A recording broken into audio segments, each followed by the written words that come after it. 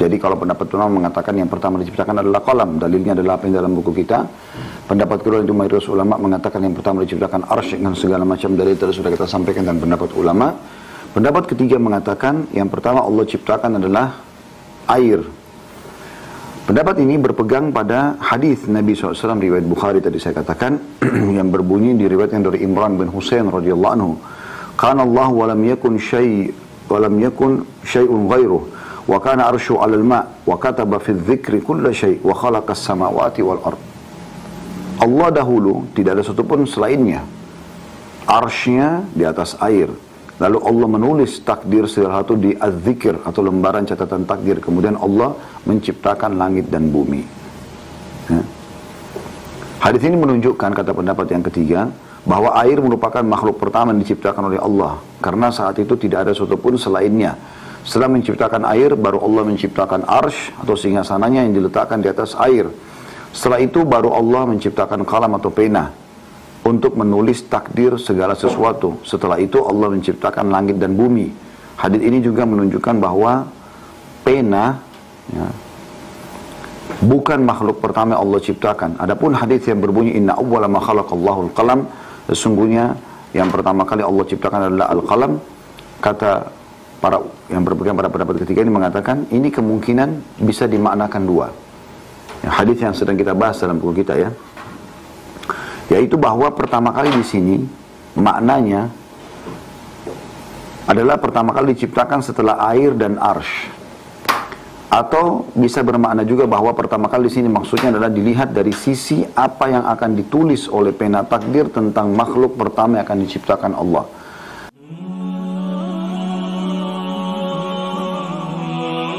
Assalamualaikum warahmatullahi wabarakatuh. Alhamdulillah wassalatu wassalamu ala Rasulillah.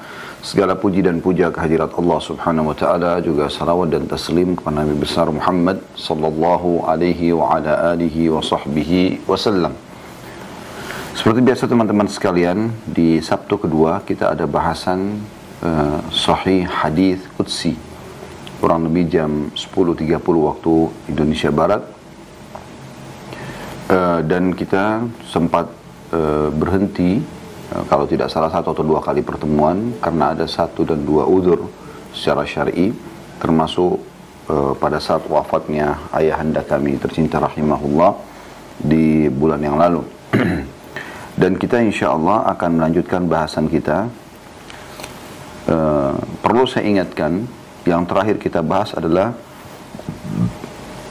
judulnya syaitan menganggap halal makanan yang tidak disebut nama Allah atasnya. Dan itu urutan hadisnya 122 dengan sanad sahih di halaman 134 dari buku kita ini.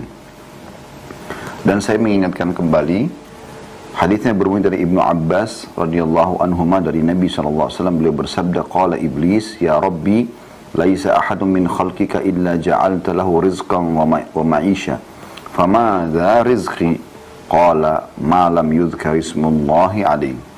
Iblis berkata, wahai Rabbku, tidak ada seorang pun dari makhlukmu melainkan engkau menjadikan untuknya rezeki dan penghidupan. Lalu apa rezekiku? Maka Allah pun berfirman, segala sesuatu yang tidak disebut nama Allah padanya. Yang hadis ini sahih diriwayatkan oleh Abu Nuaim, dan ini sudah panjang lebar kita paparkan tentang masalah makanan, ya, kenapa harus baca basmalah, adab-adab makan dan seterusnya. Dan insya Allah pada pagi ini semoga Allah berkahi, kita akan lanjutkan ke bahasan baru masih di halaman yang sama dan berisikan sebuah hadis yang mulia. Dan hadis ini bahasanya juga cukup panjang. Judulnya adalah sesuatu yang pertama kali diciptakan Allah. Hadisnya nomor 123, sahih li ghairihi, atau dia sahih dikuatkan dengan riwayat yang lain. Saya bacakan hadisnya dari Ubadah bin Samit radhiyallahu anhu. Dari Ubadah bin Samit radhiyallahu anhu, dia menuturkan, saya mendengar Rasulullah sallallahu alaihi wasallam bersabda, inna awwala ma khalaqallahu al-qalam faqala lahu uktub qala rabbi wa madza aktub qala uktub maqadira kulli syai'in hatta taquma as-sa'ah. Artinya Sesungguhnya sesuatu yang pertama kali diciptakan Allah ialah pena. Lalu dia berfirman, atau Allah berfirman kepadanya. D-nya besar, kata ganti Allah. Dia berfirman kepadanya, maksudnya nyanya kembali kepada qalam. Tulislah. Dia bertanya, wahai Rabbku, apa yang aku tulis? Maka dia Allah berfirman, tulislah ketentuan segala sesuatu hingga hari kiamat tiba. Diriwayatkan oleh Abu Dawud dan juga Ahmad. Hadits ini, saudaraku seiman, walaupun terlihat sederhana sekali, ya, pendek, yaitu sabda Nabi SAW, sesungguhnya yang awal Allah ciptakan adalah Al-Qalam, lalu Allah berfirman kepadanya, tulislah. Lalu dia mengatakan, wahai Tuhanku, apa yang aku tulis? Maka Allah pun yang maha suci dan maha tinggi berfirman, tulislah takdir segala sesuatu yang akan terjadi sampai hari kiamat.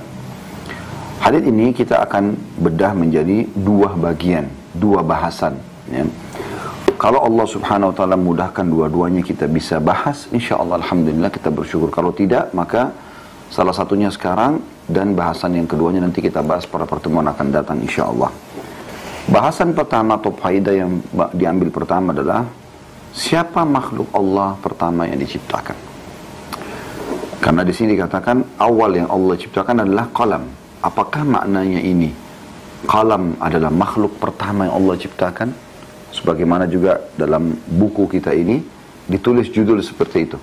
Sesuatu yang pertama Allah ciptakan. Kita akan coba baca teman-teman sekalian pendapat para ulama berhubungan dengan masalah ini insyaallah ta'ala.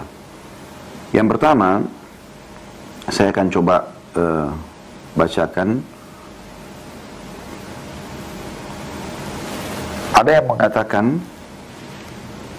bahwasanya qalam adalah makhluk pertama, sebagaimana hadits ini tentunya ya. Sebelum seluruh makhluk, dan ini pendapat Imam Ibnu Jarir dan Imam Ibnul Jauzi, juga ada yang lain selain mereka. Tapi yang paling menonjol adalah pendapat Ibnu Jarir. Beliau mengatakan setelah Allah subhanahu wa ta'ala menciptakan qalam, maka dia pun menciptakan awan yang tipis. Ini dinukil oleh Imam Ibnu Katsir dalam kitab Al-Bidayah wa Nihayah jilid 1 halaman 9. Dalilnya adalah beranjak daripada hadis yang sudah kita bahas tadi atau kita baca, hadis Ubadah bin Samit radhiyallahu anhu, bahwasanya Nabi sallallahu alaihi wasallam bersabda, sungguhnya yang pertama kali Allah ciptakan adalah Al-Qalam. Dan ini tentu hadis diriwayatkan Tirmidzi nomor 300 atau 3319 dengan sanad hasan sahih. Ahmad juga meriwayatkan di 22.000 nomor 22.705 dan juga Abu Daud meriwayatkan di 4.700. Nah, ini disahihkan oleh mereka. Ini pendapat yang pertama yang dipegang oleh Ibnu Jarir dan Ibnul Jauzi. Pendapat yang kedua, dan ini yang dipegangi oleh mayoritas ulama. Ternyata ada bahasan penting di sini, yaitu pendapat yang mengatakan bahwasanya makhluk pertama Allah ciptakan adalah arsy, singgasananya Allah. Ini pendapat mayoritas ulama, dinukil dari Abul Ala Al-Hamdani dalam kitab Al-Bidayah juga disebutkan, wan Nihayah, kurang lebih di jilid 1 halaman 9 yang sama. Dan mayoritas ulama banyak sekali yang berpegang pada pendapat ini. Dalilnya adalah Abdullah bin Amr bin As radhiyallahu anhuma, bahwasanya Nabi SAW bersabda, Allah Ta'ala menulis takdir-takdir bagi makhluk sebelum menciptakan langit dan bumi 50.000 tahun. Lalu Nabi SAW mengatakan, arsy-nya di atas air. Hadis riwayat Muslim di nomor 2653. Ya. Ibnu Katsir berkata rahimahullah, hadits ini menunjukkan bahwa peristiwa itu terjadi setelah penciptaan arsy. Artinya arsy dulu ada, ya, bersama air, baru kemudian qalam. Maka telah sahih bahwasanya arsy lebih dahulu daripada qalam, yang dengannya dituliskan takdir-takdir sebagaimana pendapat mayoritas ulama. Adapun hadis tentang qalam tadi yang baru kita baca dan pendapat Ibnu Jarir atau yang ada disebutkan juga dalam buku kita, mereka menafsirkan bahwa qalam adalah makhluk pertama di jagat raya, bukan makhluk pertama kali yang diciptakan. Kemarin nukil masih sama dari kitab yang sama, Al-Bidayah wan Nihayah jilid 1 halaman 9. Ya. Dan ini pendapat yang dipegang oleh mayoritas ulama. Dalil yang pertama yang disebutkan oleh pendapat yang kedua ini mengatakan arsy adalah makhluknya Allah. Yang pertama adalah surah Al-Mu'minun ayat 86. A'udzu billahi minasyaitonir rajim. Qul man rabbus samawati sab'i wa rabbul arsyil azim. Katakanlah siapa empunya langit yang 7 dan empunya arsy yang besar. Ya. Kemudian juga dalil yang lain yang mereka angkat adalah surah Al-Mu'minun masih sama di ayat 116. A'udzu billahi minasyaitonir rajim. Fata'ala Allahul malikul haqq la ilaha illa huwa rabbul arsyil karim. Maha tinggi Allah, Raja yang sebenarnya tidak ada ilah yang berhak disembah selain Dia, Rabb yang mempunyai arsy yang mulia. Syekh Islam Ibnu Taimiyah menjelaskan maksud Rabb arsy adalah yang menciptakan.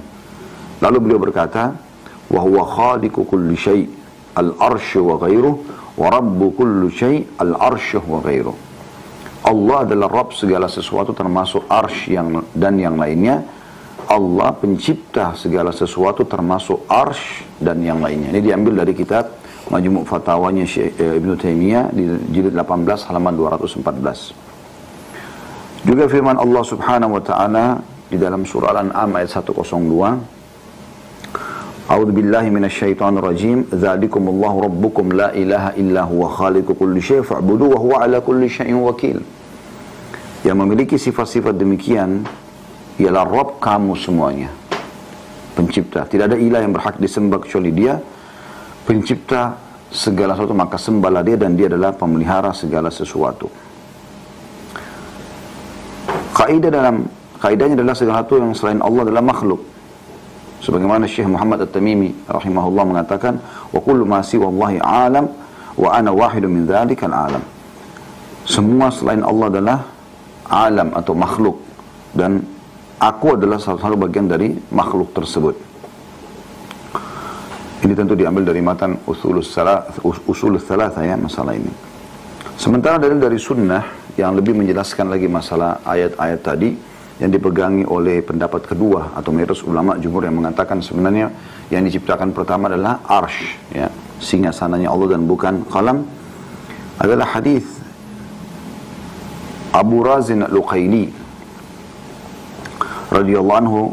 Beliau bertanya kepada Rasulullah sallallahu alaihi wasallam, "Ya Rasulullah, aina kana rabbuna qabla an yakhluqa khalqah?" Atau khalaqah. Ya. Maaf. Ya Rasulullah, aina kana rabbuna qabla an yakhluqa khalqah? Wahai Rasulullah, di manakah Rabb kita berada sebelum menciptakan makhluknya? Qala kana fi ama'in ma fawqahu hawa'un wa ma tahtahu hawa' thumma khalaqa arsyahu 'alal ma'. Maka beliau bersabda, Allah itu berada di ama', ya. Ini tentu saya sendiri belum menemukan makna ama ini, ya, tapi dikatakan Allah berada di ama'. Tidak ada di atas dan di bawahnya udara. Kemudian Allah menciptakan arsy-Nya di atas air. Ya, ini dalil hadis yang dipegangi oleh pendapat kedua mengatakan kalau yang pertama Allah ciptakan, ya, adalah arsy. Dan ini diriwayatkan oleh Tirmidzi dan dihasankan oleh beliau, juga termasuk didukung oleh Az-Zahabi dalam penghasanan riwayat ini. Kemudian ijma' ulama juga atau pendapat ulama tentang masalah ini dinukil dari Muhammad bin Utsman bin Abi Syaibah. Beliau berkata, "Thumma tawarat al-akhbar anna Allah Ta'ala khalaqal arsya fastawa alaih." Berita telah mencapai level mutawatir atau sangat banyak jalurnya bahwa Allah Ta'ala menciptakan arsy kemudian beristiwa di atasnya. Ya. Ini diambil dari Kitabul Arsy, ya, halaman 51. Juga Maula Ali Al-Qari menukilkan dalam Syarah Al-Fiqhul Akbar, "Inna Allah Ta'ala khalaqal arsy idharan li qudratihi." Sesungguhnya Allah Ta'ala menciptakan arsy untuk menampakkan kekuasaannya. Ini diambil dari Syarah Risalah Fiqhul Akbar halaman 195. Ibnu Hazm juga berkata rahimahullah, "Ittafaqu anna Allah wahdahu la syarika lah khaliqu kulli syai'in ghairuh wa annahu ta'ala lam yazal wahdah wa la syai'an ghairahu ma'ah thumma khalaqal asya'a kullaha kama sya' wa anna an-nafsa makhluqah wal arsh makhluq wal alam kulluhu makhluq. Ulama telah bersepakat bahwa Allah yang Maha Esa, tidak ada sekutu bersamanya, pencipta segala sesuatu kecuali dirinya sendiri. Dia selalu Maha Esa. Tiada sesuatu selain Allah yang bersamainya atau bersama dengannya. Kemudian dia menciptakan segala sesuatu yang dia inginkan. Jiwa itu adalah makhluk, arsy itu adalah makhluk, dan alam semuanya adalah makhluk. Ini diambil dari kitab Maratibul Ijma' halaman 167. Arsy adalah makhluk yang paling tinggi dan Allah berada di atas arsy. Di sini kita lihat tidak ada satupun dari mereka pendapat yang dimaksud dari pendapat yang kedua ini yang menukil bahwasanya ulama mengatakan yang pertama diciptakan adalah qalam, sebagaimana hadis yang sedang kita bahas ya. Ini semua panjang lebar rintitan dari bahasan hadis yang kita baca dalam buku kita gitu. Juga dinukil dari sabda Nabi SAW, Inna Allah ala arshihi wa inna arshahu ala samawati wa ardihi kahakada wa qala bi asabihi mithla al-qubbah. Sesungguhnya Allah di atas arsy-Nya dan arsy-Nya di atas langit dan bumi. Seperti begini, dan beliau memberikan isyarat dengan jari jemarinya ya, seperti kubah. Ini dinukil diriwayatkan oleh Ibnu Abi Asim dalam kitab As-Sunnah jilid 1 halaman 252. Juga sabda Nabi SAW, "Idza sa'altumullah fas'alul firdausa fa inna wasatal jannah wa a'laha wa fawqahu arsyur rahman wa minhu tafjuru anharul jannah." Jika kalian meminta surga, mintalah al-firdaus, karena dia surga yang paling utama dan paling tinggi, dan di atasnya adalah arsy Allah, dan darinya terpancar sungai-sungai surga. Hadis sahih riwayat Bukhari. Arsy adalah makhluk pertama yang Allah ciptakan, dan ini diambil daripada dalil-dalil yang sudah disebutkan tadi. Umumnya disebutkan arsy, dan yang menyebutkan bahwasanya qalam adalah ciptaan pertama itu hanya sebuah hadis tadi yang diriwayatkan oleh Ahmad dan Tirmidzi yang dipegang oleh pendapat pertama. Syekh Utsaimin mengatakan tentang masalah ini, awal ma khalaqa Allah min al-asya'il ma'luma lana huwa al-arsh. Yang paling pertama Allah ciptakan ya, yang telah kami ketahui adalah arsy. Wastawa alaihi ba'da khalqas samawat. Kemudian Allah beristiwa di atasnya setelah menciptakan langit dan bumi. Ba'da ma khalaqas samawati wal ard. Kama qala ta'ala wa huwa alladhi khalaqas samawati wal arda fi 6 ayyamin wa kana arsyu 'alal ma'i liyabluwakum ayyukum ahsanu amala. Sebagaimana Allah telah menyebutkan dalam firman-Nya, dan Dia yang telah menciptakan langit dan bumi dalam 6 masa atau 6 hari sebelum dan Allah dan arsy Allah di atas air untuk menguji kalian siapakah di antara kalian yang paling baik amalnya. Ini dinukil dari fatwa atau fatawa soal wal jawab. Ya, ini tentang fatwa, pertanyaan dan jawaban yang dinukil dari pendapat atau disampaikan oleh Syekh Utsaimin rahimahullah. Dan ini diambil dari nomor fatwanya 145.809 ya.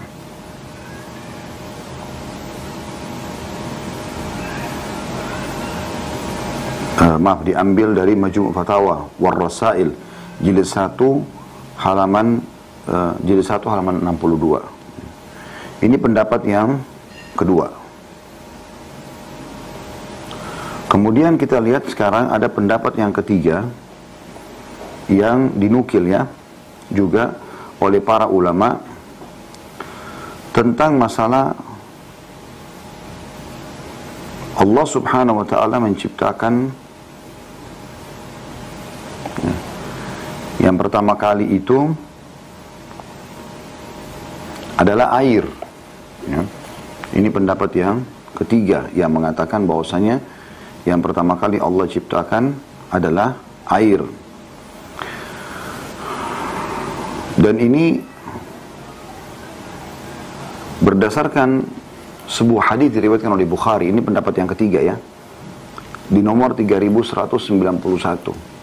Jadi kalau pendapat pertama mengatakan yang pertama diciptakan adalah qalam, dalilnya adalah apa yang dalam buku kita.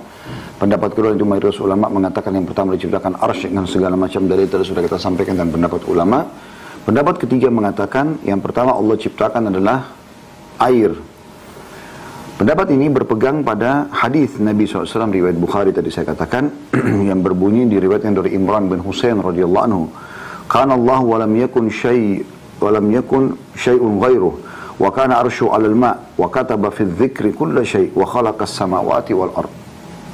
Allah dahulu tidak ada satupun selainnya. Arsy-nya di atas air. Lalu Allah menulis takdir segala satu di az-zikr atau lembaran catatan takdir. Kemudian Allah menciptakan langit dan bumi. Ya. Hadis ini menunjukkan kata pendapat yang ketiga bahwa air merupakan makhluk pertama yang diciptakan oleh Allah karena saat itu tidak ada satupun selainnya. Setelah menciptakan air, baru Allah menciptakan arsy atau singgasananya yang diletakkan di atas air. Setelah itu baru Allah menciptakan kalam atau pena untuk menulis takdir segala sesuatu. Setelah itu Allah menciptakan langit dan bumi. Hadis ini juga menunjukkan bahwa pena ya, bukan makhluk pertama Allah ciptakan. Adapun hadis yang berbunyi inna awwala ma khalaqallahu al-qalam, sesungguhnya yang pertama kali Allah ciptakan adalah al-qalam. Kata para yang berpegang pada pendapat ketiga ini mengatakan ini kemungkinan bisa dimaknakan dua. Ya, hadis yang sedang kita bahas dalam buku kita ya, yaitu bahwa pertama kali di sini maknanya adalah pertama kali diciptakan setelah air dan arsy.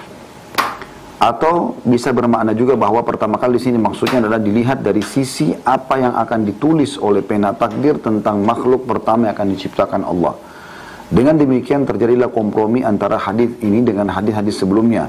Hal ini dijelaskan oleh Ibnu Hajar. Jadi pendapat ini ya, disampaikan oleh Ibnu Hajar rahimahullah, di mana beliau berkata, maknanya Allah menciptakan air terlebih dahulu, lalu menciptakan arsy di atas air.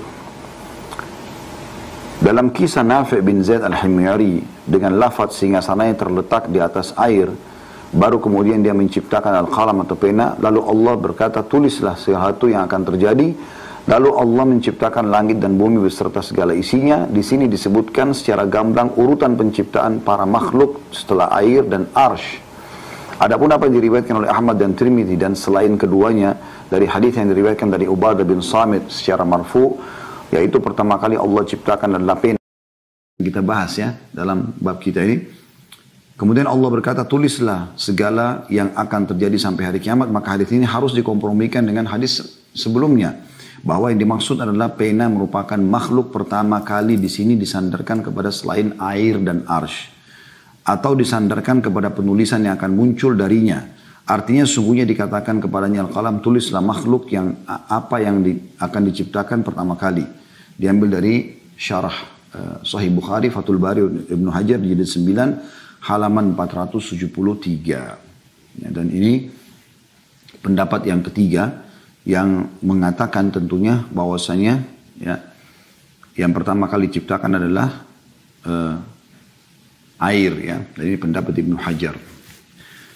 Tentu sebagaimana sudah saya katakan tadi di awal, yang paling mayoritas dipegang ulama adalah pendapat yang kedua ya, bahwasanya yang pertama diciptakan oleh Allah Subhanahu wa taala itu adalah arsy ya. Baik, ada pendapat yang terakhir yang keempat, dan ini yang umumnya ditolak oleh jumhur ulama lah ya. Pendapat yang didatangkan oleh sebagian orang yang juga tidak jelas dalil-dalilnya, bahkan banyak dimulai dengan hal-hal yang palsu ya, atau dalil palsu, yaitu mengatakan yang pertama dinukil atau diciptakan adalah Nur Muhammad, sebagaimana dinukil dari sebagian orang-orang yang menisbatkan diri pada golongan sufi ya. Dalilnya adalah dari Jabir radhiyallahu anhu bahwasanya Nabi SAW bersabda pertama kali diciptakan adalah Nur Nabimu wahai Jabir, hadis riwayat Abdul Razzaq ya. Dan golongan ini meyakini bahwa Nur Muhammad diciptakan sebelum Lauhil Mahfuz, qalam, surga, neraka, malaikat, langit, bumi, matahari, bulan, jin, dan manusia. Ya, ini dinukil dari kitab Kashful Khafa, jilid 1 halaman 302. Ya. Namun pendapat ini ditentang secara keras dan dituding sebagai pendapat yang menyimpang karena dasarnya adalah riwayat yang palsu. Riwayat itu tidak ada tadi ya. Riwayat itu dianggap palsu. Hadis ini palsu dan dusta, tidak ada nilainya. Kami mendengar orang-orang sekarang mengatakan, wahai makhluk Allah yang pertama, wahai cahaya arsy Allah, ya, maksudnya Nur Muhammad. Maka apa bedanya perkataan ini dengan orang-orang Nasrani yang mengatakan Isa adalah anak Allah? Dan ini sesat juga ya, menyesatkan, dinukil dari perkataan Syekh Hasan Abul Ashbal Al-Zuhri Al-Misri dalam syarah Sahih Muslim jilid 13 halaman 97. Juga Syekh Albani rahimahumullah semuanya menyebutkan ya, bahwasanya ini adalah min abtalil batil. Ini diantara kebatilan yang paling batil. Diambil dari Musu Al-Albani fil Aqidah di jilid 3 halaman 816. Ya. Ini pendapat-pendapat yang ada dan sudah kita ketahui bahwasanya yang paling kuat daripada pendapat ini dan umumnya dipegangi oleh para ulama adalah pendapat arsy lah yang pertama kali diciptakan. Nah ini bahasan kita yang pertama berhubungan dengan masalah hadis kita ini. Jadi sekali lagi saya kembalikan ke bahasan kita saudaraku seiman. Kalau yang pertama hadis yang menjelaskan masalah pertama kali diciptakan oleh Allah SWT adalah Al-Qalam, itu sudah dirincikan oleh para ulama. Ini pendapat Ibnu Jarir dan telah dijawab oleh para jumhur ulama bahwasanya maknanya bukan kalam pertama kali, ya, tetapi pertama kali di jagat ini ya bisa terjadi atau pertama yang akan mencatatkan takdir-takdir.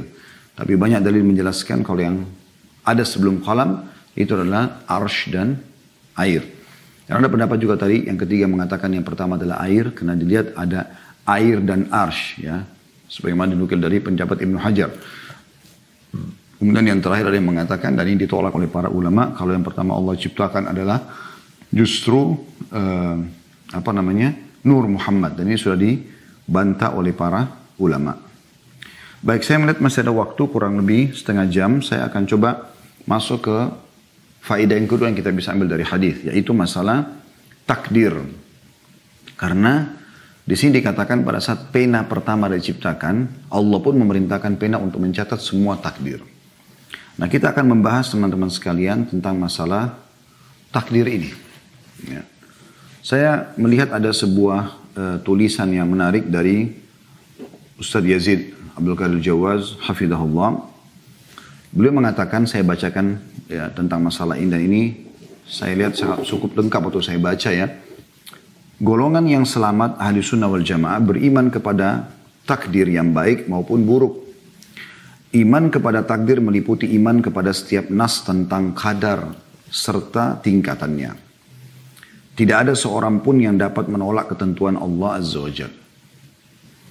Iman kepada takdir memiliki 4 tingkatan. Nah, ini supaya kita lebih faham bagaimana memahami masalah takdir itu. Yang pertama adalah al-ilmu, yaitu mengimani dengan ilmu, mengimani bahwa Allah dengan ilmunya yang merupakan sifatnya yang azali dan abadi.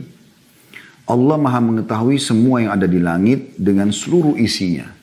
Juga semua yang ada di bumi dengan seluruh isinya. Serta apa yang ada di antara keduanya. Baik secara global maupun secara rinci. Baik yang sudah terjadi maupun yang akan terjadi. Allah maha mengetahui tentang daun yang kering ataupun basah. Biji-bijian yang tumbuh dan lainnya. Allah maha mengetahui semua yang gaib dan dia maha mengetahui segala amal perbuatan makhluknya. Serta mengetahui segala ihwal mereka. Seperti taat, maksiat, rezeki, ajal, bahagia dan juga celaka. Sebagaimana Allah sebutkan dalam surah Al-An'am ayat 59. A'udzu billahi minasyaitonir rajim wa 'indahu mafatihul ghaibi la ya'lamuha illa hu. Wa ya'lamu ma fil barri wal bahr wa ma tasqutu min waraqatin illa ya'lamuha wa la habbatin fi dhulumatil ardi wa la ratbin wa la yabisin illa fi kitabim mubin. Dan pada sisi Allah lah kunci-kunci semua perkara yang gaib. Tidak ada yang mengetahuinya kecuali Dia sendiri. Dan dia maha mengetahui apa yang ada di daratan dan di lautan. Dan tidak ada sehelai daun pun yang gugur melainkan dia mengetahuinya pula. Dan tidak jatuh sebutir biji pun dalam kegelapan bumi. Dan tidak juga sesuatu yang basah atau yang kering, melainkan tertulis dalam kitab atau Lauhil Mahfuz. Jadi ini bagian pertama yang harus difahami adalah ilmu Allah. Meliputi segala sesuatunya. Sehingga Allah mengetahui apapun di langit dan di bumi. Itu kesimpulannya, gitu kan? Kemudian yang kedua adalah al-kitabah atau penulisan. Yaitu mengimani bahwa Allah subhanahu wa ta'ala telah mencatat seluruh takdir makhluk di Lauhil Mahfuz. Sebagaimana dinukil, kataba Allah maqadir al-khalaika qabla an yakhluqa as-samawati wal ardi bi 50 alf sana. Hadits tadi yang sudah sempat kita sebutkan ya. Allah telah mencatat seluruh takdir makhluk 50.000 tahun sebelum Allah menciptakan langit dan bumi. Jadi memang Allah sudah catatkan semua ini. Apapun yang, walaupun kita belum tahu apa yang terjadi, Allah sudah tahu. Dengan keluasan ilmunya dan Allah sudah catatkan semua. Dan juga hadis yang sudah kita nukil dalam buku kita ini, yang sudah berapa kali kita ulangi, riwayat Ahmad dan Tirmidzi. Yang pertama kali Allah ciptakan adalah qalam, lalu Allah berfirman kepadanya, tulislah. Maka ia menjawab, wahai Rabbku, apa yang aku tulis? Allah mengatakan, tulislah takdir segala sesuatu sampai hari kiamat. Allah juga berfirman dalam surah Al-Hajj ayat 70. A'udzu billahi minasyaitonir rajim. Alam ta'lam anna Allah ya'lamu ma fis sama'i wal ard. Inna dzalika fi kitab. Inna dzalika 'ala Allah yasir. Apakah kamu tidak mengetahui bahwa sungguhnya Allah mengetahui apa saja yang ada di langit dan di bumi? Bahwasanya demikian itu terdapat dalam sebuah kitab atau Lauhil Mahfuz. Sesungguhnya yang demikian itu sangat mudah bagi Allah. Ya, jadi di sini Allah menjelaskan Allah mengetahui segala sesuatu dan juga Allah ya, telah menulis semuanya ya, di Lauhil Mahfuz. Begitu juga dalam surah Al-Hadid ayat 22 yang berbunyi, A'udzu billahi minasyaitonir rajim. Ma asaba min musibatin fil ardi wala fi anfusikum illa fi kitabin min qabli an nabra'aha inna dzalika 'ala Allah yasir. Tidak ada suatu bencana pun yang menimpa di bumi, tidak pula pada dirimu sendiri, melainkan telah tertulis dalam kitab Lauhil Mahfuz sebelum kami menciptakannya. Sesungguhnya demikian itu amat mudah bagi Allah. Oleh karena itu apa yang telah ditakdirkan menimpa manusia tidak akan meleset darinya. Dan apa yang ditakdirkan tidak mengenai manusia, maka tidak akan mengenainya. Sudah kering tinta pena itu dan sudah ditutup catatannya. Ya.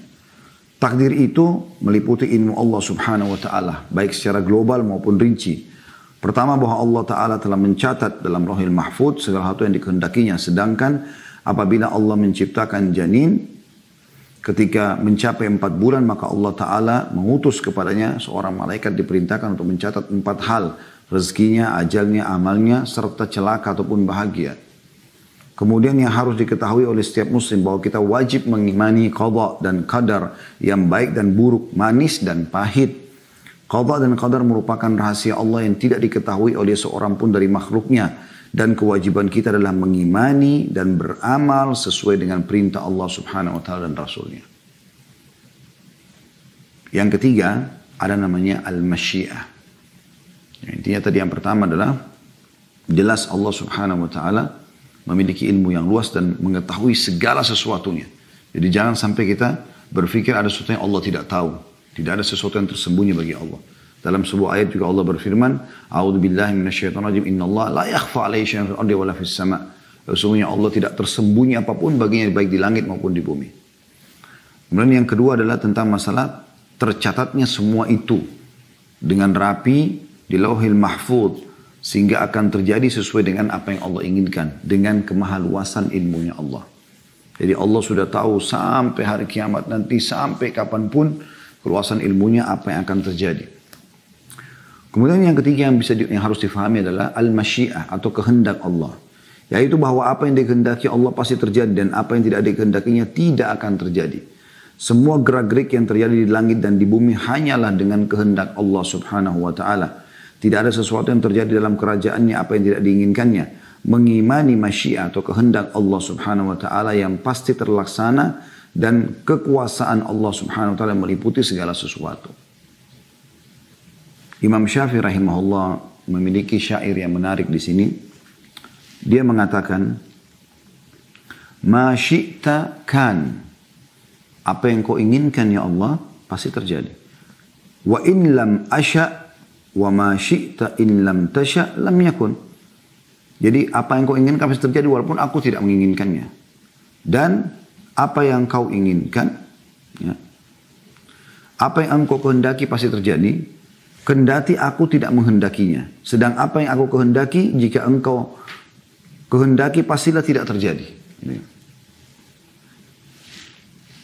Lalu beliau mengatakan, khalaqtal ibada ala ma'alimta fa fil ilmi yajril fata wal musin.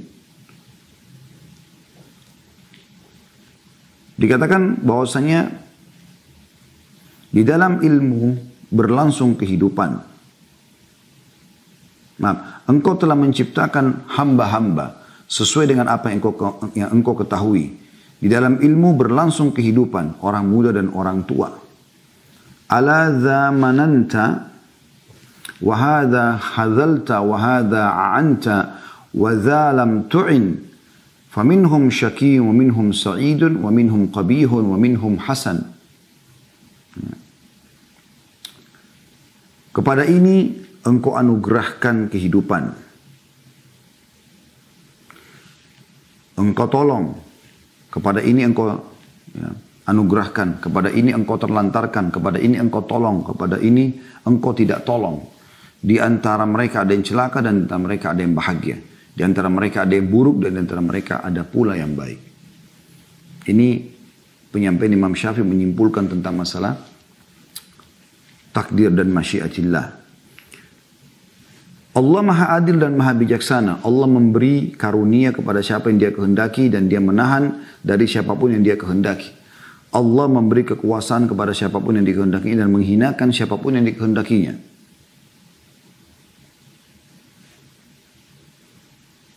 Allah berfirman dalam surah Al-Imran ayat 26 sampai 27. A'udzu billahi minasyaitonir rajim. Qulillahumma malikal mulki tu'til mulka man tasha' wa tanzi'ul mulka mimman tasha' wa tu'izzu man tasha' wa tudillu man tasha' biyadikal khair innaka ala kulli syai'in qadir tulijul laila fin nahari wa tulijul nahara fil lail wa tukhrijul hayya minal mayyit wa tukhrijul mayyita minal hayy wa tarzuqu man tasha'u bighairi hisab. Katakanlah hai Muhammad, wahai Rabb yang memiliki kerajaan yang sebenarnya, engkau berikan kerajaan kepada orang yang engkau kehendaki dan engkau cabut kerajaan dari yang engkau kehendaki. Engkau muliakan orang yang engkau kehendaki dan engkau hinakan orang yang engkau kehendaki. Di tanganmu lah segala kebaikan. Sesungguhnya engkau maha kuasa atas segala sesuatu. Engkau masukkan malam ke dalam siang dan engkau masukkan siang ke dalam malam. Engkau keluarkan yang hidup dari yang mati dan engkau keluarkan yang mati dari yang hidup. Dan engkau beri rezeki atas siapa yang engkau kehendaki tanpa hisab. Ya. Di dalam, tentu saya tidak bacakan semuanya karena cukup banyak dalilnya. Dari As-Sunnah disebutkan bahwasanya Abi Dzar radhiyallahu anhu berkata, Rasulullah sallallahu alaihi wasallam bersabda tentang Allah tabaraka wa taala, Allah yang maha tinggi dan maha berkah dan maha tinggi. Wahai hamba-hambaku, sungguhnya aku mengharamkan kezaliman. Ya ibadi inni haramtu dzulma ala nafsi wa ja'altu bainakum haraman fala tadzalamu. Wahai hamba-hambaku, sungguhnya aku mengharamkan kezaliman terhadap diriku dan aku menjadikan haram di antara kalian, maka janganlah kalian saling menzalimi. Ya. Juga kata Nabi SAW, jika seandainya Allah menyiksa seluruh penghuni langit dan bumi, dan ini sekaligus menjadi jawaban terhadap orang yang mengatakan kalau begitu nanti orang yang berbuat dihukum itu berarti terzalimi. Kata Nabi SAW dijawab di sini. Perhatikan baik-baik. Lau anna Allah adzaba ahla samawatihi wa ahla ardihi la'adzabahum wa huwa ghairu zalimin lahum. Jika Allah menyiksa seluruh penghuni langit dan bumi, semuanya disiksa pun, maka Allah tidak berbuat zalim dengan menyiksa mereka. Pasti ada sesuatu yang mereka lakukan pelanggaran, sehingga Allah hukum. Ya. Walau rahimahum lakanat rahmatuhu khairan lahum min a'malihim. Dan kalau seandainya Allah merahmati mereka, maka rahmatnya itu benar-benar lebih baik bagi mereka daripada amal perbuatan mereka sendiri. Ya. Ini tentang masyiatillah, keinginan Allah subhanahu wa ta'ala. Jadi keinginan Allah itu Allah diikuti dengan ya keluasan ilmunya tentang makhluk tersebut. Allah tahu orang ini akan menuju ke arah baik atau menuju ke arah buruk. Dan Allah sudah tentukan dengan kemahaluasan ilmunya. Yang keempat adalah al-khalq atau penciptaan. Bahwa Allah maha pencipta atas segala sesuatu baik yang ada maupun yang belum ada. Oleh karena itu tidak ada satu makhluk pun di bumi ataupun di langit melainkan Allah lah yang menciptakannya. Tidak ada pencipta selain Dia dan tidak ada ilah melainkan hanya Allah saja. Sebagaimana Allah sebutkan dalam surah Az-Zumar ayat 62, A'udzu billahi minasyaitonir rajim. Allahu khaliqu kulli syai' wa huwa ala kulli syai'in wakil. Allah menciptakan segala sesuatu dan Dia memelihara segala sesuatu. Jadi meskipun segala sesuatu yang ada telah Allah takdirkan, akan tapi Allah telah memerintahkan hamba-hambanya untuk taat kepadanya, serta taat kepada Rasulnya, serta melarang mereka durhaka kepadanya. Allah mencintai orang yang bertakwa, berbuat baik, berlaku adil dan meridai orang-orang yang beriman, lagi beramal saleh. Akan tapi Allah tidak mencintai orang-orang kafir, tidak meridai orang-orang fasik. Allah tidak memerintahkan untuk berbuat keji, tidak meridai kekafiran bagi hambanya dan tidak menyukai kerusakan. Ya. Manusialah yang benar-benar melakukan suatu perbuatan sedangkan Allah menciptakan perbuatan mereka itu. Sebagaimana Allah berfirman dalam surah As-Saffat ayat 96, Wallahu khalaqakum wa ma ta'malun. Allah menciptakan kalian dan juga apa yang kalian perbuat. Ya. Baik atau buruk semuanya kita imani Allah yang ciptakan. Tapi perbuatan baik Allah perintahkan kita untuk melakukan, perbuatan buruk Allah larang kita untuk melakukan. Jadi kalau ada orang berbuat ketaatan dia akan dapat pertolongan. Kalau ada orang berbuat kejahatan maka dia akan dihukum, gitu kan.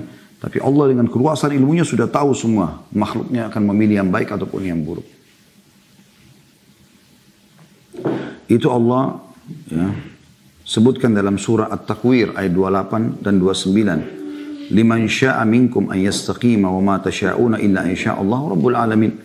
Bagi siapa yang antara kamu yang mau menempuh jalan yang lurus ya, dan kamu tidak dapat menghendaki atau menempuh jalan itu kecuali apabila dikehendaki Rabb semesta alam. Allah selalu ingin kebaikan buat kita.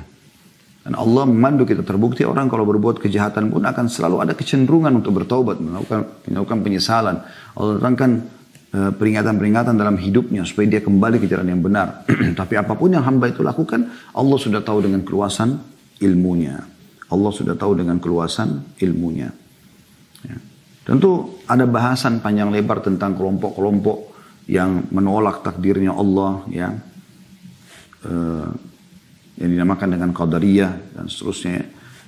Itu tidak saya bacakan, lihat karena waktunya. Tapi ada perkataan yang menarik di sini dari Imam Abu Ja'far At-Tahawi yang wafat 322 Hijriah, 321 Hijriah maaf. Beliau mengatakan takdir adalah rahasia Allah yang tidak dapat diketahui oleh hambanya, tidak dapat diselidiki baik oleh malaikat yang dekat dengannya, dengan Allah maksudnya, dan Nabi yang diutusnya. Memberat-beratkan diri untuk menyelidiki hal itu adalah jalan menuju kehinaan. Terhalangnya dalam kurung ilmu dan membawa kepada sikap melewati batas dan penyelewengan. Waspada dan hati-hatilah terhadap seluruh pendapat, pemikiran dan bisikan-bisikan yang jelek tentang takdir tersebut. Sesungguhnya Allah Azza wa Jalla telah menutup ilmu dengan takdirnya agar tidak diketahui oleh makhluknya dan melarang mereka untuk mencoba menganggapinya. Sebagaimana Allah berfirman dalam surah Al-Anbiya ayat 23, A'udzu billahi minasyaitonir rajim, la yus'alu amma yaf'alu wa hum yus'alun. Dan tidak ditanya kepada tentang apa yang dia perbuat, Allah perbuat, dan mereka lah yang akan ditanyai. Barang siapa yang bertanya, kenapa Allah melakukannya? Kenapa dia berbuat begini dan begitu? Maka sungguh ia telah menolak hukum dari Al-Quran. Dan barang siapa yang menolak hukum Al-Quran, maka dia termasuk kafir. Ya, dia termasuk kafir. Ini dinukil dari Syarh Aqidah Tahawiyah halaman 249. Jadi teman-teman sekalian, ini bahasan kita pada kesempatan ini. Alhamdulillah Allah berikan taufiknya, kita sudah menyinggung kedua poin tersebut. Jadi yang pertama adalah bagaimana kita menjelaskan 4 pendapat tentang mana yang pertama Allah ciptakan. Ada pendapat tadi Ibnu Jarir yang mengatakan bahwasanya qalam sesuai dengan dalil dalam kitab kita ini Tadi ya hadis riwayat Ahmad dan Tirmidzi, juga Abu Daud ya, seingat saya tadi. Kemudian yang kedua adalah yang mengatakan yang pertama diceritakan adalah arsy, ini mayoritas ulama. Kemudian yang ketiga adalah air, yang pertama diceritakan pendapat Ibnu Hajar, dan juga yang terakhir adalah yang ditolak oleh para ulama adalah Nur Muhammad ya. Kemudian yang kedua masalah takdir, sebagaimana tadi sudah kita bacakan panjang lebar artikelnya ya. Kita harus meyakini semua itu dengan kemahaluasan ilmunya Allah Subhanahu wa taala. Allah sudah catatkan semua takdir yang sudah terjadi dengan keluasan ilmu dan tidak ada kezaliman sedikit pun di situ. Dan Allah selalu inginkan kebaikan buat makhluknya. Walaupun ada saja orang yang melanggar hukum-hukum Allah sehingga kena hukuman, gitu kan. Lalu Allah juga punya masyiah, keinginan, dan itu juga dengan kemahaadilannya, kemahasempurnaannya. Ya, bukan berarti sewenang-wenang, tapi Allah Subhanahu wa taala zat yang maha sempurna, tidak bisa disamakan dengan makhluknya, gitu kan. Jadi kita meyakini semua itu yang luar biasa bagaimana Allah Subhanahu wa taala sudah tentukan. Dan ini salah satu rukun iman kita yang keenam, teman-teman sekalian. Tidak bisa dipisahkan antara iman kepada Allah, kepada malaikat, pada kitab-kitab, pada rasul-rasul, kepada hari kiamat, dan juga takdir baik, takdir buruk. Semuanya Allah sudah catatkan. Ya. Ini termasuk bagian daripada keimanan kita. Kita tugasnya adalah menerima, kemudian kita mempraktikkan dalam kehidupan kita. Kita coba mengikuti perintah-perintah Allah dan kita menjauhi larangannya. Seperti itulah. Dan tidak usah terlalu berlebihan dalam masuk ya ke masalah takdir ini sehingga hanya kita bisa menyimpang dan akhirnya masuk kepada protes apa yang sudah Allah Subhanahu wa taala putuskan ya. Jadi teman-teman bisa bayangkan kalau Anda kerja di satu perusahaan ya, pemilik perusahaan telah mewarnai building dia misalnya atau kantor dia dengan warna coklat misalnya. Dia sudah mempersiapkan perangkat-perangkat komputer, handphone dengan merek tertentu. Dia juga mungkin sudah menata taman sedemikian rupa. Dia sudah memilih nama ya, dan segala macam yang berhubungan dengan kantor itu. Anda tiba-tiba datang ya, apa yang harus Anda lakukan pada saat itu? Udah Anda tinggal datang ikuti peraturan yang ada. Maka Anda akan menjadi pegawai yang berprestasi. Anda akan pakai fasilitas sesuai dengan diinginkan ya, dan tidak bentrok dengan sistem yang sudah ada. Coba ikuti peraturan-peraturan, Anda kerjakan gitu kan. Apa peraturan yang sudah ada di situ, maka Anda akan menjadi orang yang berprestasi. Akan sangat luar biasa ya, terjadi bentrok, bahkan Anda bisa diusir dari perusahaan tersebut kalau Anda datang tiba-tiba memprotes, kenapa building ini 6 lantai, kenapa warnanya coklat, kenapa komputer dipilih merek ini, kenapa handphonenya ini, kenapa Anda begini, kenapa Anda pakai baju ini, dan segala macam hal. Maka ini tentu akan tertolak ya. Itu contoh rasional saja. Kita akan masuk ke pertanyaan, telah masuk dari seorang mahasiswi 26 tahun dari Depok bernama Mutia. Assalamualaikum warahmatullahi wabarakatuh. Semoga Ustaz Khalid selalu diberkahi berkat ilmu pengetahuannya. Amin. Jazakillahu khair. Terima kasih. Dan insya Allah sama-sama ya. Bagaimana Ustaz caranya untuk selalu sabar menghadapi ujian? Seringkali cobaan dan ujian datang sekalian.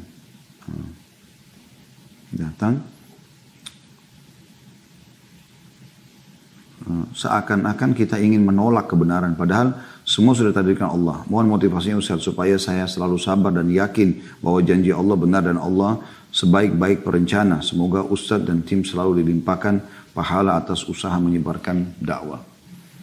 Dalam sebuah hadis, saya jawab itu Ukhti Mutia, diriwayatkan Bukhari, kata Nabi SAW dan Allah berfirman, Ana inda dhanni abdi bi. Aku sesuai dengan prasangka hambaku. Kalau kita menyangka baik tentang keputusan Allah, maka sesuai dengan yang kita sangkakan. Kalau kita sangka buruk, maka sesuai dengan yang kita prasangkakan. Maka sangka baiklah. Bahkan pada sesuatu yang kita tidak suka pun, ya, itu ada kebaikan. Allah Subhanahu wa taala lebih tahu. Makanya Allah mengatakan asa wa asa an tuhibbu syai'an wa huwa khairun lakum. Asa an tuhibbu syai'an wa huwa khairun lakum. Asa an tuhibbu syai'an wa huwa syarrun lakum. Bisa saja kalian suka sesuatu tapi itu buruk buat kalian. Ya. Wa asa an takrahu syai'an wa huwa khairun lakum. Bisa saja kalian benci sesuatu tapi itu baik buat kalian. Ya, jadi Allah lebih tahu masalah itu. Yang perlu kita tahu Ukhti Mutia, Allah Subhanahu wa taala lebih sayang kepada kita daripada ibu kita kepada kita. Banyak buktinya, gitu kan. Kalau dalil yang menjelaskan tentang Allah lebih sayang kita daripada ibu kita adalah hadis yang sahih riwayat Bukhari, di mana Nabi SAW mengatakan sungguhnya Allah lebih sayang kepada kalian, kepada hambanya atau kepada kalian daripada ibu itu kepada anaknya. Jadi ada seorang ibu kebetulan lagi menggendong dan menyusui anaknya gitu kan. Maka Nabi SAW memperlihatkan kepada para sahabat bagaimana kasih sayang Allah Subhanahu Wa Taala. Dan buktinya cukup banyak. Terbukti sebesar apapun dosa-dosa yang kita lakukan, pelanggaran yang kita lakukan, Allah Subhanahu Wa Taala masih memaafkan. Bahkan dalam hadis yang sahih disebutkan Allah gembira dengan taubat hambanya. Ya. Tinggal bagaimana kita bisa menjadikan cobaan kalau datang sebagai ajang untuk mendapatkan pahala sabar. Karena pahala sabar kita dapatkan dengan cobaan kan. Sebagaimana kita dapatkan pahala syukur pada saat nikmat sedang ada. Dan memang ukhti mutia harus bisa diimbangi ya. Antara nikmat yang datang dengan kesabaran, dengan syukur, dan antara cobaan datang dengan sabar. Ini berimbang ini. Jadi Anda sudah tahu tentunya kalau Anda dapat nikmat, alhamdulillah bersyukur. Kalau datang cobaan, sabar. Ini harus berimbang ini. Sama levelnya. Jadi nggak boleh kita diberikan nikmat, kita bersyukur, tapi kalau kita diberikan cobaan, kita menggerutu. Ya Allah SWT berikan begitu. Bahkan Allah mengatakan dalam salah satu ayat yang artinya, kalau Allah luaskan, bukakan semua kepada hamba tidak tanpa ada cobaannya, maka mereka akan labagaw fil ard, mereka akan buat kerusakan di muka bumi. Kapan ukhti mutia bisa merasakan nikmatnya sehat? Pada saat kita lagi sakit kan?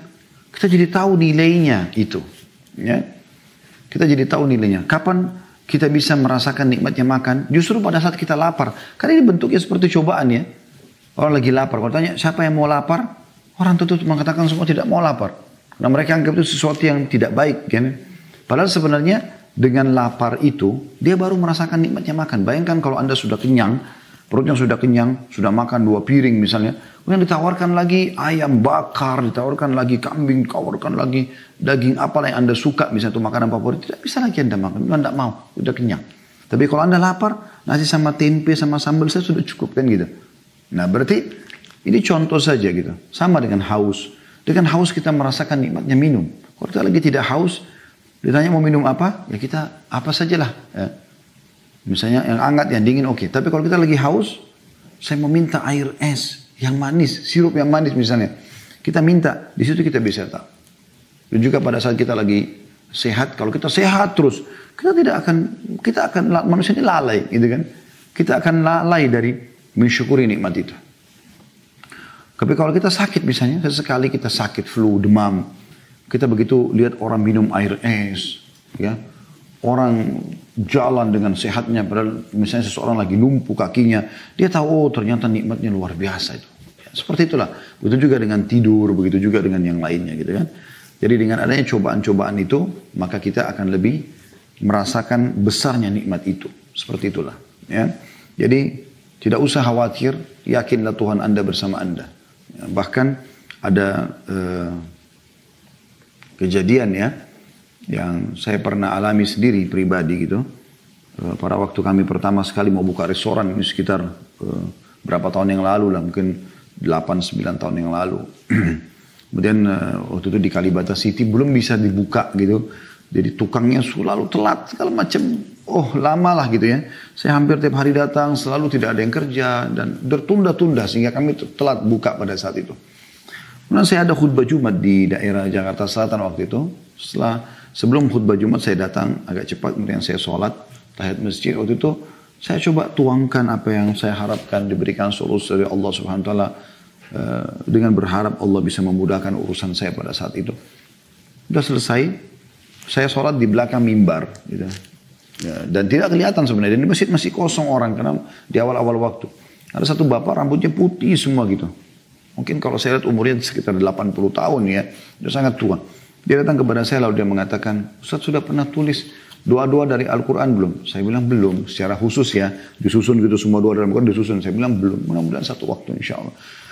Terus dia bilang tadi Ustaz sholat apa? Saya bilang tadi saya sholat tahiyat masjid gitu. Tapi kenapa Ustaz lama sekali sujud? Oh saya lagi ada masalah Pak. Saya ingin tuangkan permasalahan saya kepada Allah. Terus dia bilang, Ustaz, dia pegang rambutnya. Ustaz, saya sampai rambut saya putih seperti ini.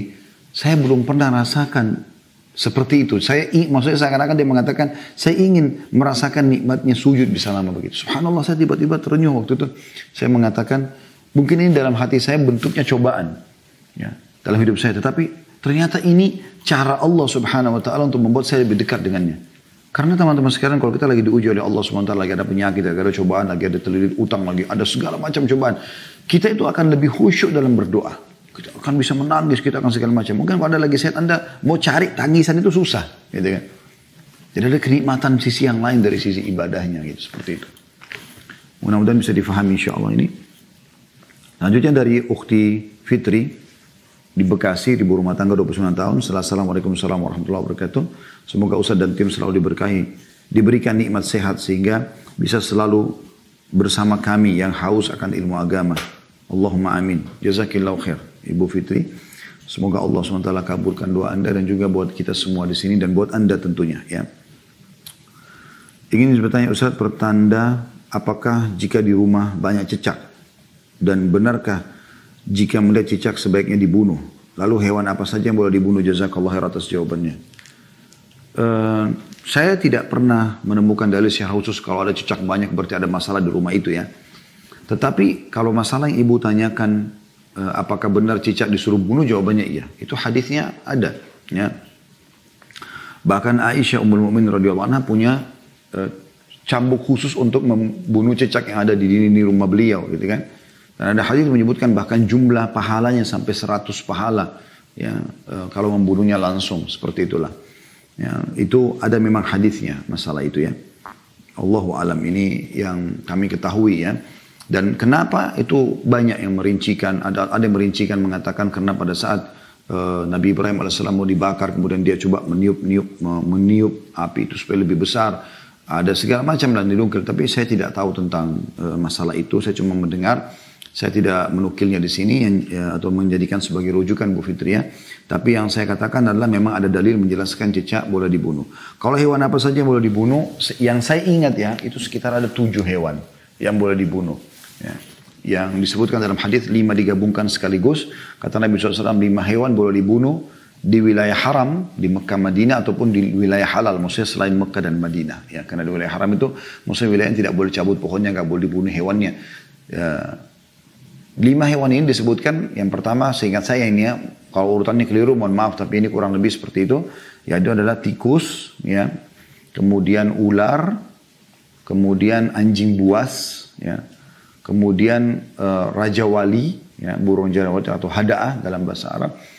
Kemudian juga ada yang terakhir itu burung gagak yang dadanya berbulu putih, ya. Ini disebutkan, ya. Kalau tikus kita sudah tahu sama-sama teman-teman sekalian tentang kadang-kadang dia buat kerusakan di rumah, ya. Maksudnya dibuat kerusakan, merobek sofa, apa segala macam, hikmah Allah SWT. Ya. Dia tidak terlalu dalam menanyakan lalu kenapa Allah ciptakan kalau begitu, ya. Itu nanti terlalu dalam. Tapi Allah SWT ciptakan dengan penuh dengan hikmah, ya. Sebagaimana Allah ciptakan babi agar kita tahu, oh ini yang haram, ini nggak boleh, jangan disentuh.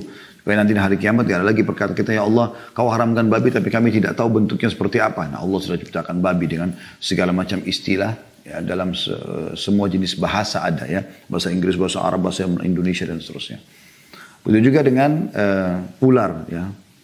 Ini ada rincian sedikit ulama, kalau ular itu tiba-tiba ada di rumah, sebagaimana riwayat Ibnu Umar radhiyallahu anhu diperintahkan untuk memperingatkan dia supaya dia pergi. Kalau dia pergi berarti dia itu adalah dari jin. Tapi kalau dia tidak pergi maka disuruh bunuh, ya. Kemudian yang ketiga itu adalah anjing buas, ya. Tidak semua anjing, karena ada rincian masalah anjing ini. Kemudian yang keempat adalah raja wali, dan ini saya juga baru dapat informasinya dari salah satu dokter dari Mesir, subhanallah, saya lupa namanya sekarang. Orang itu sangat masyhur sekarang, banyak di YouTube juga diangkat, tapi dalam bahasa Arab, ya.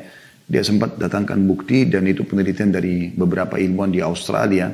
Pernah terjadi kebakaran hutan, dan mereka temukan ternyata secara tidak disengaja kamera-kamera yang didatangkan dengan teknologi canggih seperti kita sekarang untuk menangkap, ya, kira-kira penyebab kebakaran hutan ini apa. Salah satu yang mereka temukan ternyata banyaknya burung Raja Wali yang ada di situ. Dan burung Raja Wali ini ternyata kalau dia menemukan ada sedikit api, ya, itu dinukil oleh beliau dan ada gambarnya, ada videonya segala macam. Abdul Daim namanya, Dr. Abdul Daim, ya. Beliau menggambarkan di situ atau digambarkan di kamera di yang ditangkap ular itu, jadi dia kalau melihat ada api, dia mengambil api tersebut dengan cengkramannya di batang kayu atau pohon, kemudian dia melemparkan ke lokasi yang dia anggap itu akan ada mangsa yang bisa diambil sama dia. Ya, seperti itu kurang lebih. Ya, itu yang digambarkan. Tapi ini terlepas daripada itu, memang Rasulullah SAW membolehkan membunuh Raja Wali. Kemudian yang terakhir adalah burung gagak yang di dadanya ada bulu warna putih. Ya. Kemudian selain daripada itu cicak tadi, hadis yang sudah saya sebutkan, dan yang terakhir adalah kalajengking. Ya, bahkan Nabi SAW melaknat hewan ini. Ya. Allahu alam, itu yang kami ketahui.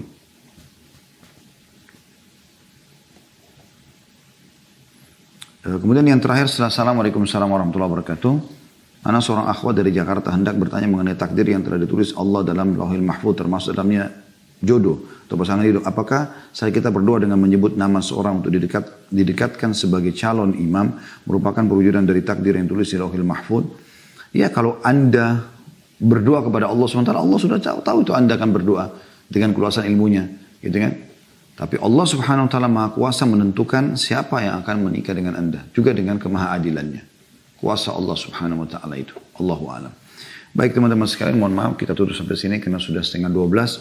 Saya selalu mengajak teman-teman, pertama saya ucapkan jazakumullah khair atas partisipasinya, dan kalau ada benar dari Allah, semoga menjadi tambahan amal buat kita dan ilmu. Kalau ada salah, tentu semoga Allah maafkan kita semuanya. Dan saya mengajak selalu teman-teman di YouTube agar selalu subscribe, like, dan juga jangan lupa loncengnya supaya Anda dapat informasi baru. Begitu juga sampaikan kepada seluruh teman-teman yang Anda kenal supaya melakukan hal yang sama. Dan Anda tentu saya mengajak untuk mendukung semua channel-channel dakwah supaya kebenaran terorbitkan, ya. Karena ini persaingan di medsos sangat luar biasa antara hak dengan batil. Yang batil pun banyak membuat program-program acara-acara sehingga akhirnya bisa saja itu menyebarkan kesesatan dan juga kemaksiatan di tengah-tengah manusia.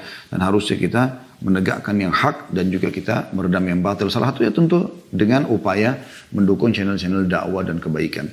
Kemudian juga teman-teman di Instagram dan di Facebook jangan lupa selalu follow, karena ini atau Anda juga selalu mengajak teman-teman untuk memfollow masalah itu. Allahu a'lam. Sebentar lagi insya Allah akan ada bagi-bagi hadiah, semoga bermanfaat. Ketemu lagi insya Allah di Sabtu bulan depan, Sabtu kedua, di bahasan kitab yang sama. Walaupun kita setiap hari dari Senin sampai Jumat insya Allah ada kajian live seperti Anda sudah tahu semuanya. Subhanakallahumma bihamdika, asyhadu an la ilaha illa anta astaghfiruka wa atubu ilaik. Wassalamualaikum warahmatullahi wabarakatuh.